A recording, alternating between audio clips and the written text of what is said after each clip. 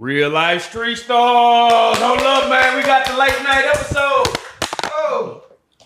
Late night with Dawgface, man. It's like Drake timestamp 1 a.m. in Dallas, Texas. Yeah. It's back in Texas, a great state of Texas. Yeah, 1 a.m. But everything is possible in Texas. You feel me?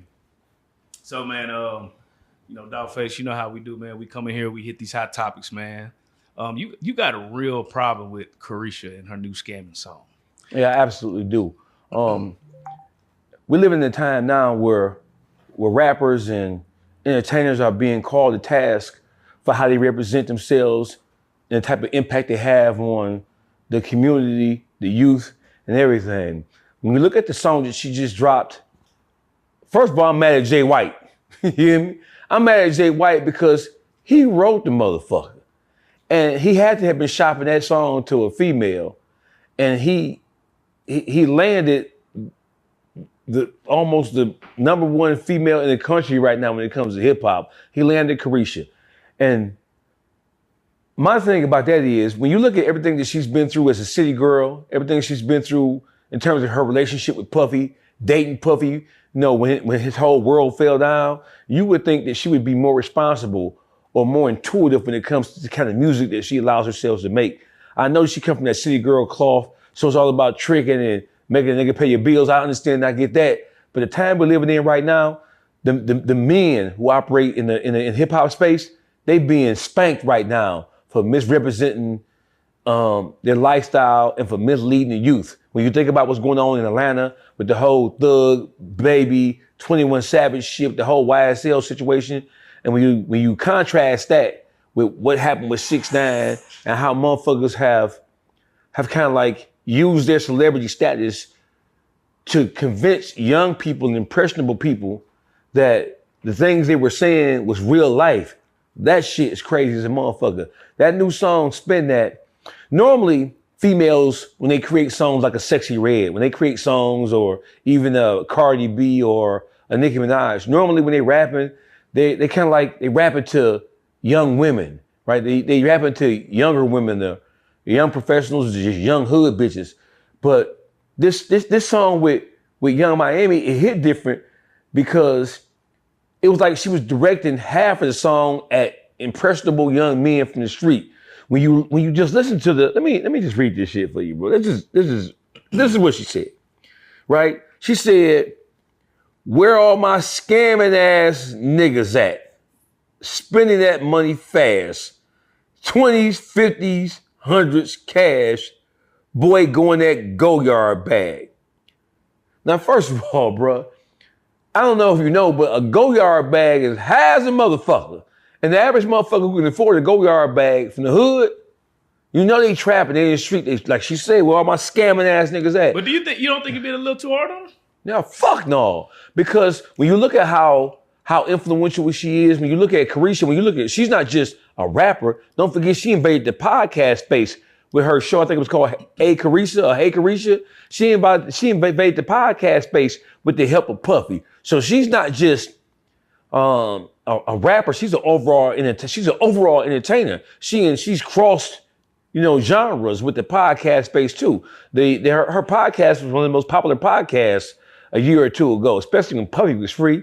So hell no, I ain't being too hard on her, because as a female who comes from the whole city girl cloth, one thing that we know about the city girls now is that they just like the niggas. They were saying one thing in their raps, but they was living a totally different lifestyle, like JT, her partner in crime, her ex-partner in crime. They was talking about what a nigga had to do in order to fuck with him, how a nigga had to cash out and spin and blow a bag and blow a check and all that other kind of shit. Kind of find out JT, her baby daddy, the biggest bum ass nigga, the biggest bum niggas in the world in Miami, right? And it wasn't until she became a celebrity that she was able to get with the Southsides and all the other motherfuckers that she was known to be fucking with. And now, when you look at her boyfriend now, the guy she fucking with now is Uzi Vert. So she's like in a lesbian relationship because Uzi Vert is a little punk. They sharing bags and sharing lipstick and sharing motherfucking fingernail polish.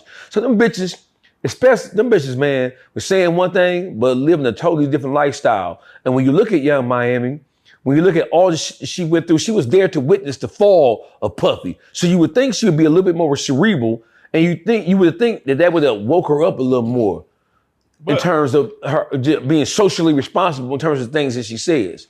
But, to play devil's advocate, nobody's putting out. I mean, if you want it like that, we just need to be listening to gospel music. Because ain't nobody putting out good. It's about that time though. So listen. So let me finish that. So where are my scamming ass niggas at? Yeah. She ain't talking to older, mature men. She talking to young niggas who are impressionable, who looking at a female like her. Or them Africans. Or who? Or them Africans. Africans? Nigerians. Yeah. Yeah, what it is. Yeah, but she talking to young black men who from the hood. She from Miami. She aiming at shit. Where all my scamming ass niggas at? Man, let's keep it real, bro. The whole rap shit is fucked up, bro. Everything is fucked up. We damn near need to tear it and rebuild it, bro. But that's what's happening right now. It's what's happening right now. That's why Drake, he dropped at the right time, because when you look at what's going on with the billboards and how rap has not been present, and the dominance that we used to have and used to enjoy a couple of years ago, that shit fell apart because the whole infrastructure of the hip hop game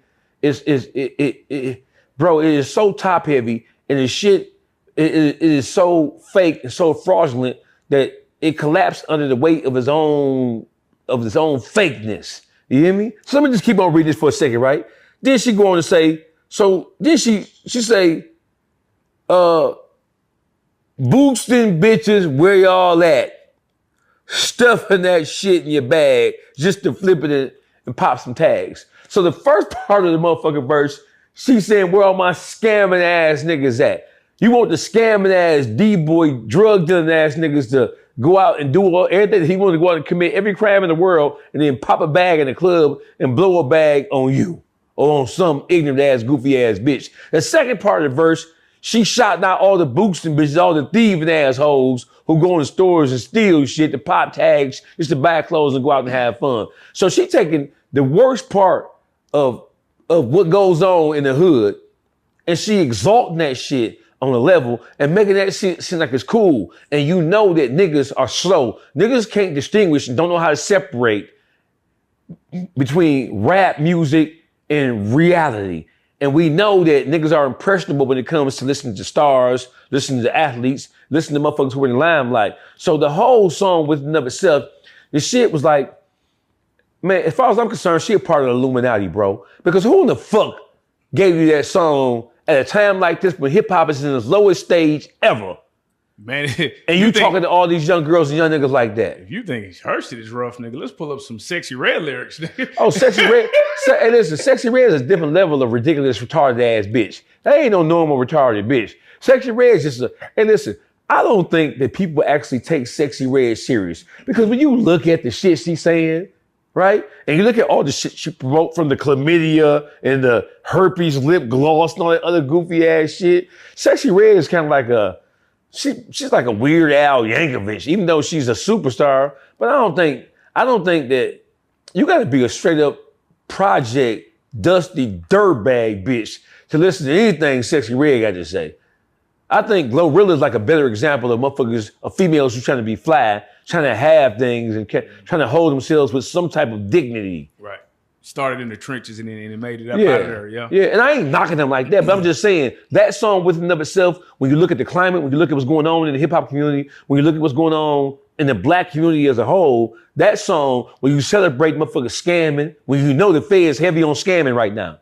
The feds have put is a major emphasis on still trying to prosecute the pandemic boys and the pandemic girls. There's a major emphasis. They ain't even focused on civil rights no more.